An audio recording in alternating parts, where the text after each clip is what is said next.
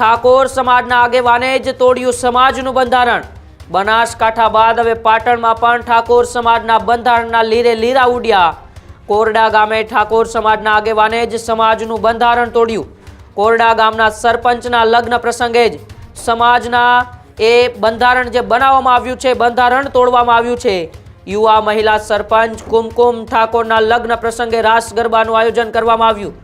કોરડા ગામે ઠાકોર સમાજના આગેવાન મગનજી ઠાકોરે પણ બંધારણ તોડ્યું છે।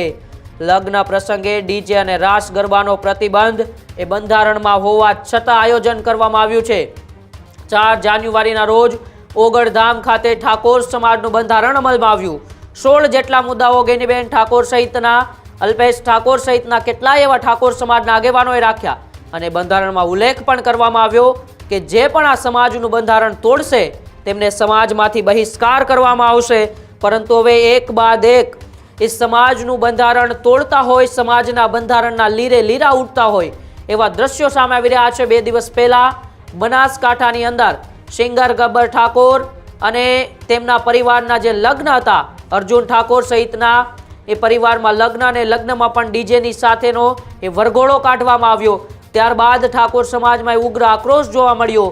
ઠાકોર સમાજે ગબ્બર ઠાકોર અને અર્જુન ઠાકોરનો વિરોધ કર્યો, તેમનો સમાજમાંથી બહિષ્કાર પણ કર્યો। પરંતુ હવે એ દ્રશ્યો, એ મામલો હજી પૂરા નથી થયા।